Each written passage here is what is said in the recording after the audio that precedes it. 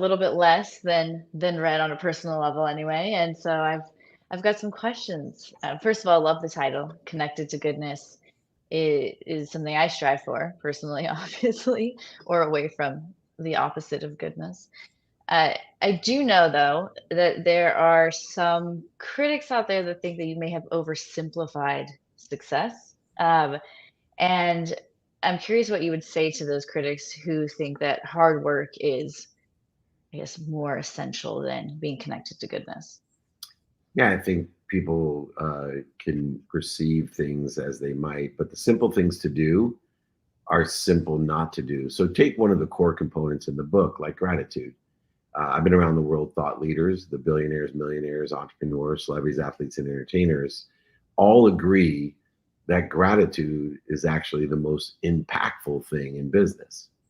Now, that is a simple thing to do. If I told you that you could change your life by simply saying thank you before you went to bed and thank you when you woke up, you'd actually agree with me. And so would all those critics out there that said I've simplified success in business.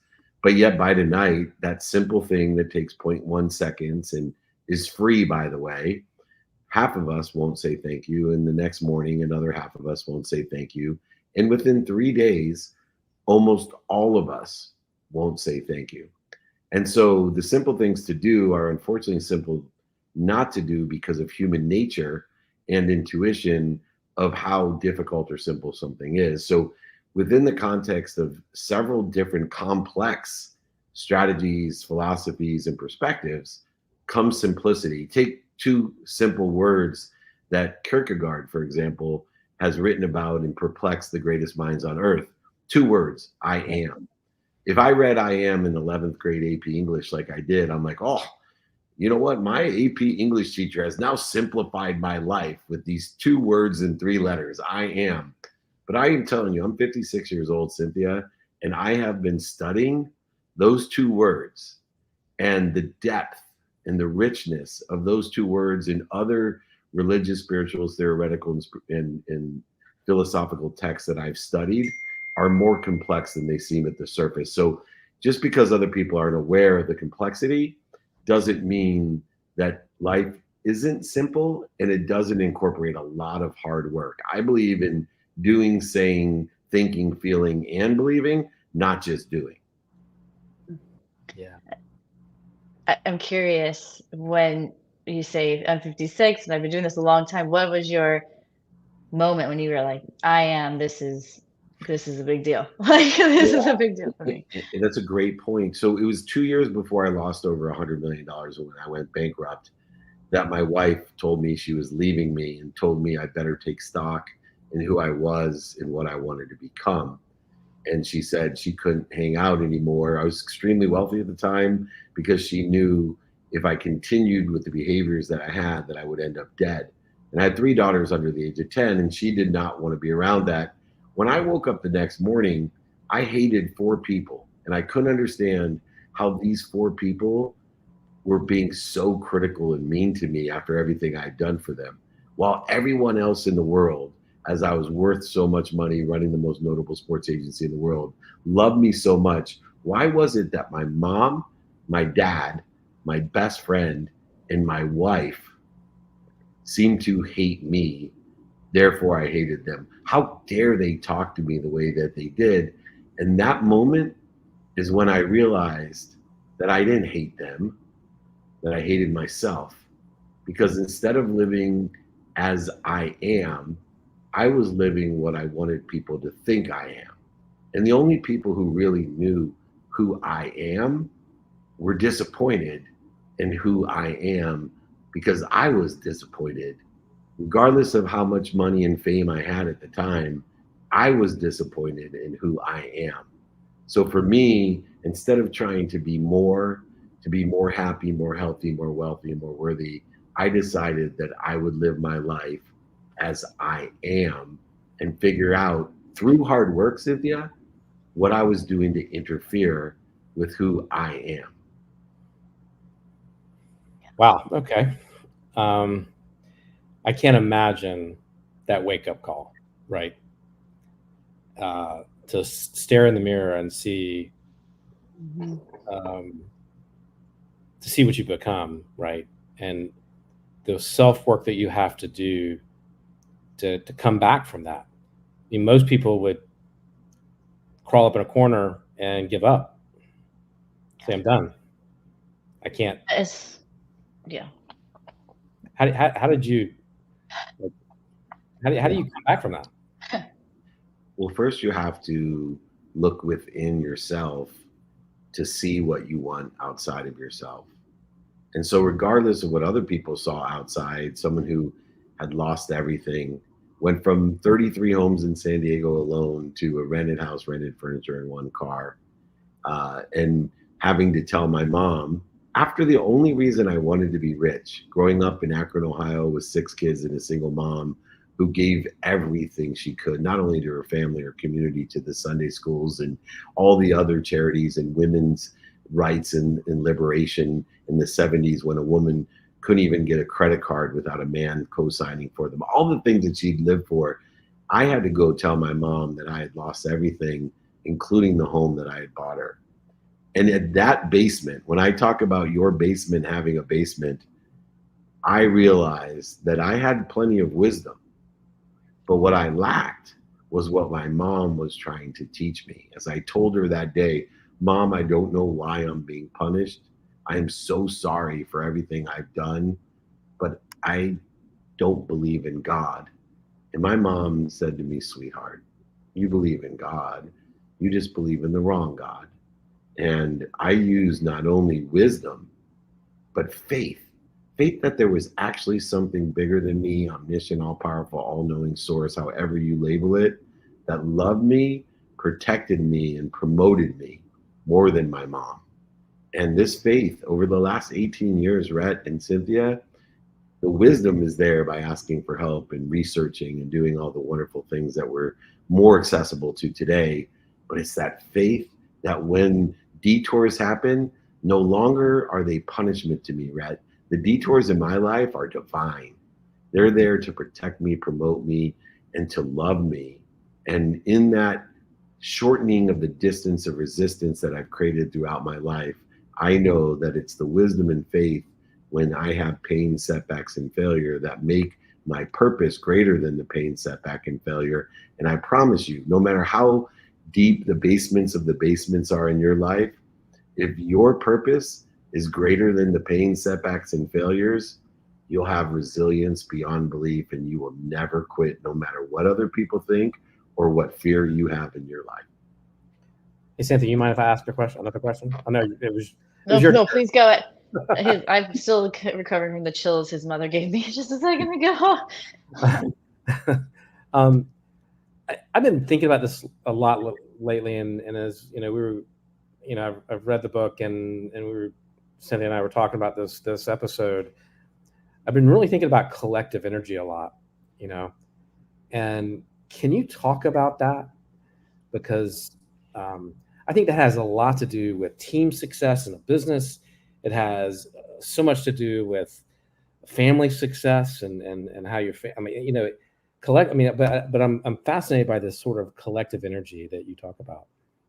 I love it because as I study religions, philosophies, theories, and spirituality, they all talk about collective consciousness or collective energy and an aggregate of a higher potential by joining the minds, masterminding, as Napoleon Hill in 1938 talked about, even in Outwitting the Devil, Beyond Think and Grow Rich. There's always been a power of recollecting, reminding, and remembering. And the power of the collective consciousness is far greater because it, in a physics, in a science sense, it aggregates enlightenment or awareness. It accelerates the enlightenment or awareness, and it also creates exponentiality of outcomes. And so for me, knowing that, for example, one particle of light in the sense of physics will overcome 1,000,000 particles of darkness. If you don't believe me, it's really simple to prove. Go into a closet, shut the door, and light a match, and you will witness each particle of light overcoming 1,000,000 particles of darkness. And when you see a collective, a few aligned, intentional souls that are focused in a divine direction, allowing for divine time to see the exponentiality of the outcomes. And if we see historically how peace is created on earth, how ease is created on earth, it's a few collective people that create a consciousness that lights the darkness. And it's the few, and it's obviously represented in so many different Bibles in so many different ways. When the few beat the many, when the few full of light beat all the people with darkness. Historically, we can search through human nature and in history to find that human nature never changes. And for me, the collective is my mission. I want to empower 1,000 people like Rhett and Cynthia to, as I know they will, empower 1,000 people to empower 1,000 people. When we talk of creating a collective consciousness that will change the world, and I boldly state to people, my mission is to change the world. It's by finding just 1,000 people to empower 1,000 people to empower 1,000 people with that light and liberate each other with that light. Because I know if we can empower over 1 billion people together, the other 7 billion will fall. Yeah. No, I'm just thinking about the times in my life where you felt like you were empowering someone else, or you were being empowered by something or someone else. And I'm curious, how would you suggest, or how do you balance, being empowered to one thing, but also your own personal interests at the same time? Not being. So I work within practices. Anytime that we want to get better or progress, it takes practice. And so I have a philosophy of daily practices within the context of what circumstances exist today, by aligning one of the things that limit us, which is the meaning of the past. So if I take, what do I want today according to those circumstances, who can I help and who can help me, distinguishing that duality of empowerment, and then how best, according to the circumstances, can I utilize man-made constructive time 24 hours a day to best give myself value and receive value and illustrate gratitude and forgiveness. So for me, it's knowing what I want each day, who I can help, who can help me, and how to get it done.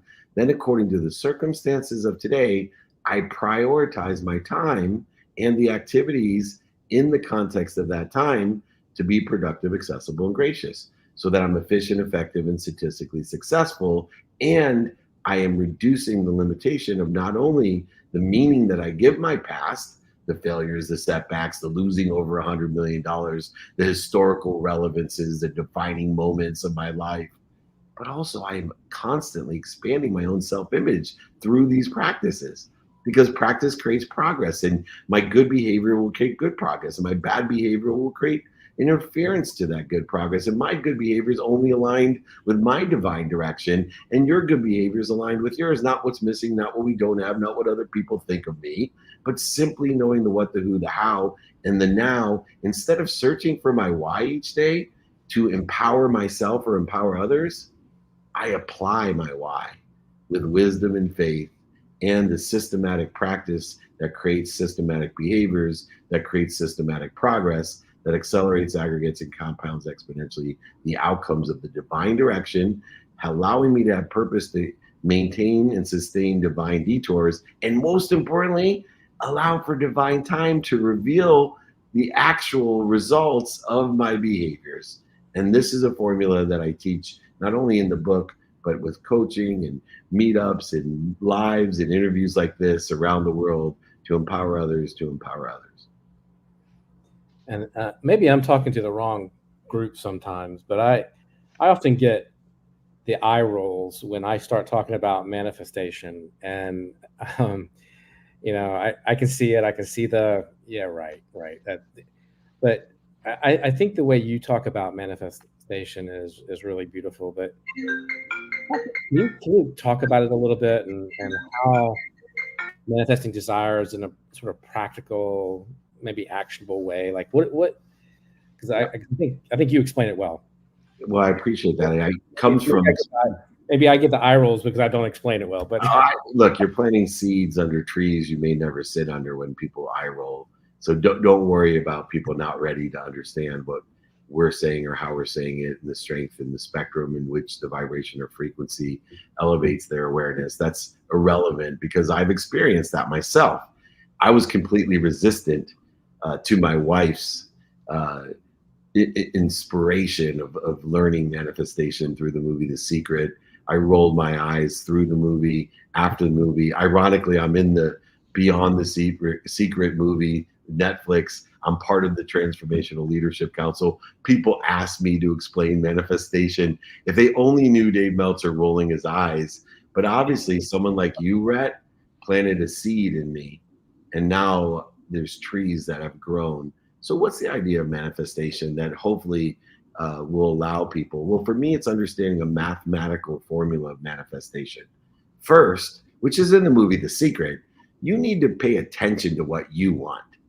So if it's a vision board, if it's reading or surrounding yourself with the right people, the right ideas, these are ways to focus in on, the house, the car, the job, the wife, the relationship, the weather, whatever it is, the green lights, whatever it is you want. The first step is to pay attention to it in a consistent, committed manner.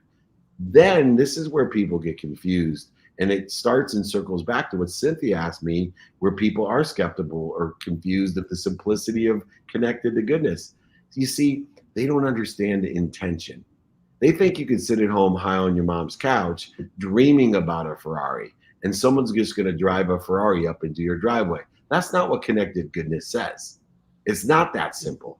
It's pay attention to the Ferrari, and then every day utilize your time according to the circumstances of the day to do everything that you can to get that Ferrari, to say everything you can to get that Ferrari, to think everything you can to get that Ferrari, to believe everything you can to get that Ferrari, and to feel energetically everything you can to get that Ferrari. Because when you pay attention, plus give the 5 levels of intention to whatever it is that you want, the coincidences will occur, the coinciding of the universe, the results, the consequences that you want, or better, Rhett, or better will happen.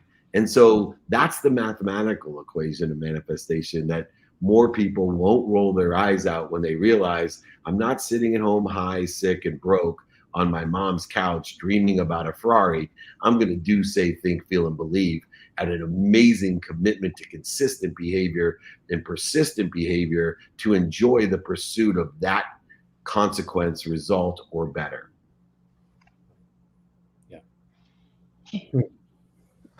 Yeah. I had this the very thing explained to me, and I actually started working it into presentations. This idea of, your brand, your personal brand, who you are, everything around you is a mirror, and I'm sure you've heard that.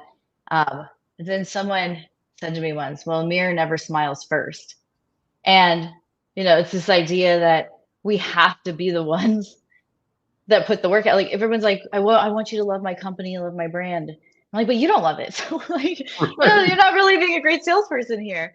But I know in the book, you talk about creating additional salespeople.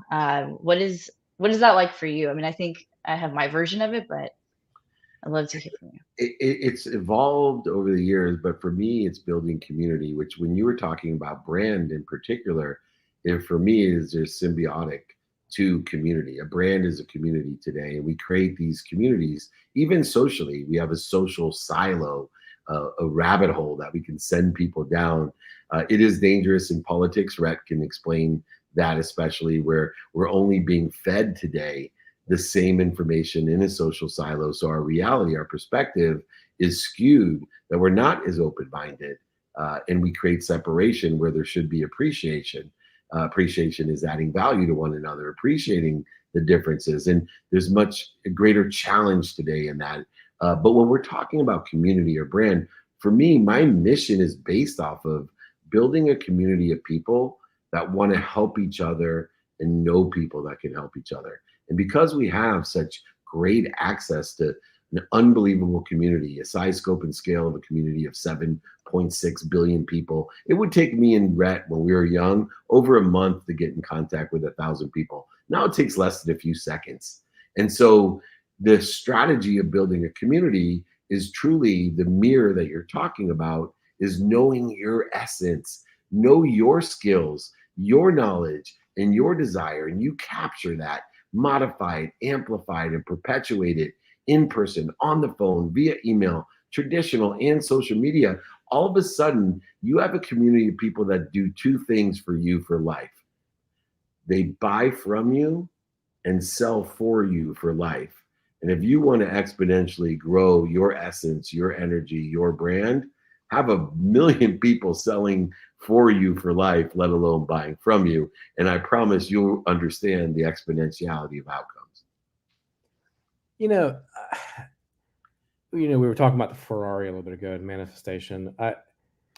And I wonder, I think people have a lot of guilt about money and wanting money and wanting money. Maybe is not the right way to put it, but wanting what comes with money, which is freedom and the ability to do what you want, how you want to do it. Is there, I mean, should we have guilt around that? Like, great question. And I've been in the pursuit of being able to articulate abundance with the energy of money, knowing that money is an energy. And there's, for me, 4 different things that have come historically in its presence. One is that money is an energy. And so like every energy, it has 3 characteristics. It aggregates, it accelerates, and it compounds. That's what energy does upon itself. All are very beneficial in the energy of money. If you can get your money to aggregate, accelerate, and compound, this is a really good thing when it comes to money. But most people don't understand the infinite flow of energy, or the same equating to money. 1, the more you give, the more you'll be given. And the more you're given is a matter of awareness, utilizing gratitude once again, which is why it's a key component of simplicity of success, but also forgiveness. So many people don't realize in a situation all that they're given, especially pertaining to money, because you'll never overachieve your own self-image. You've given a certain thermostat or meaning to money. People used to always say when I was young, people with money were bad people. No, people with money are not bad people. People do bad things with money when they don't have or understand that money allows you to shop. And if you shop for the right things for the right reasons, money can buy you happiness and love. If you don't, you could be in big trouble.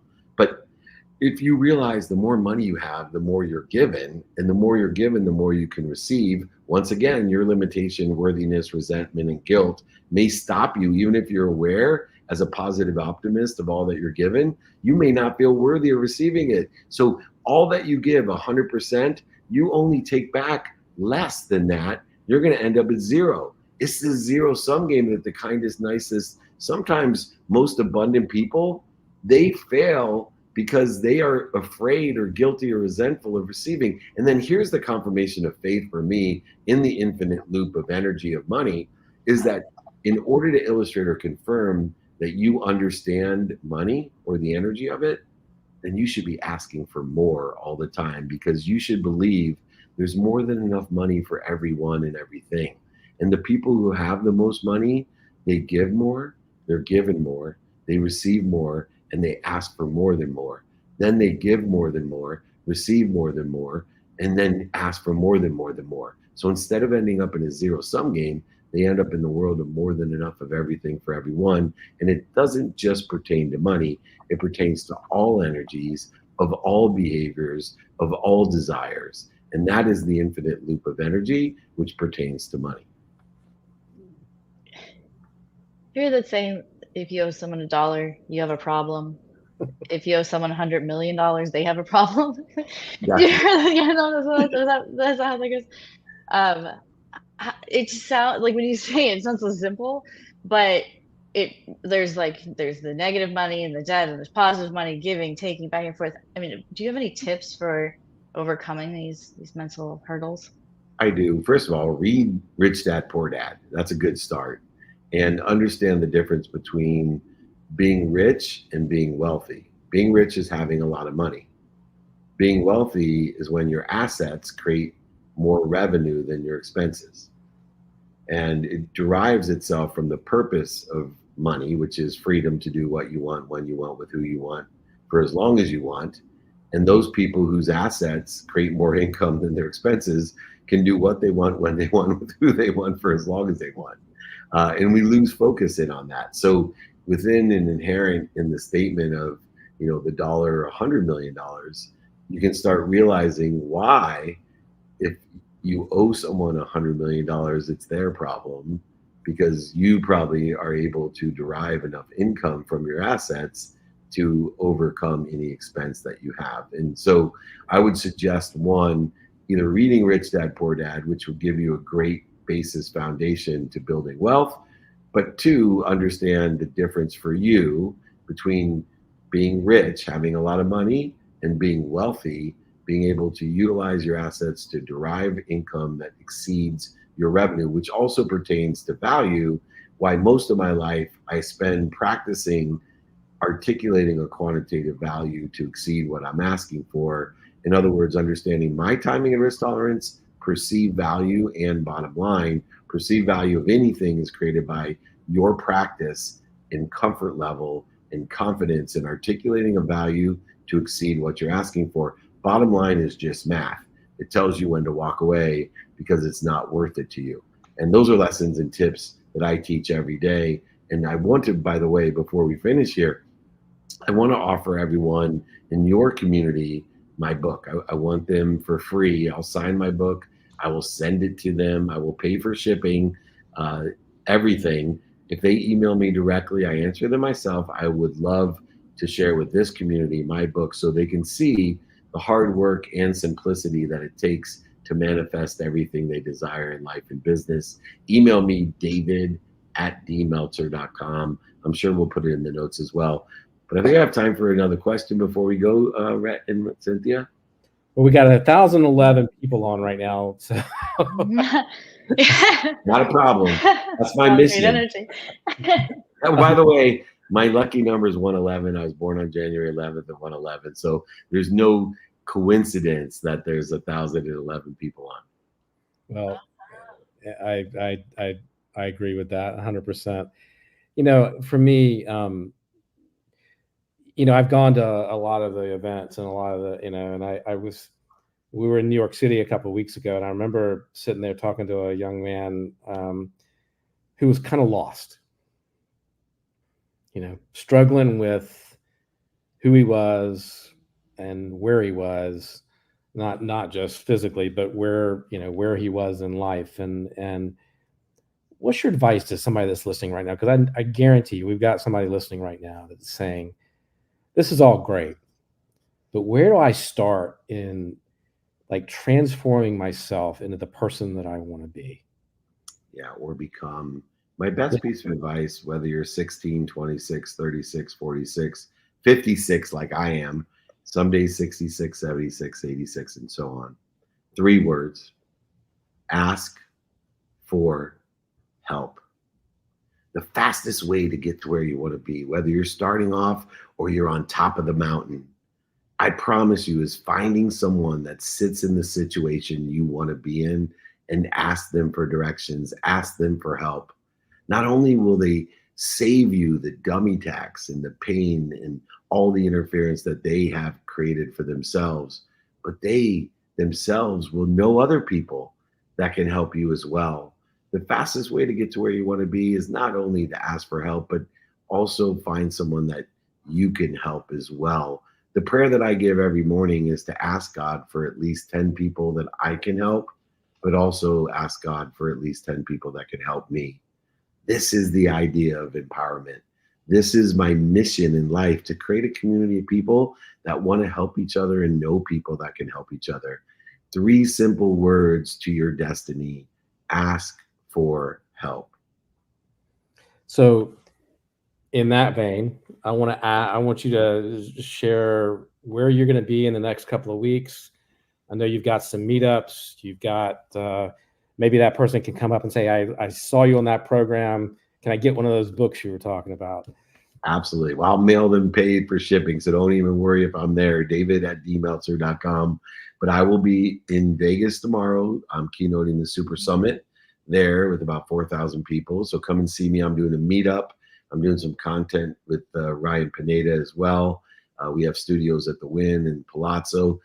Be more than happy to meet up in person, and I will have books there for free. So save me the shipping and show up in person. And then I'll be at SoFi Stadium in Los Angeles, both doing a mastermind and a dinner.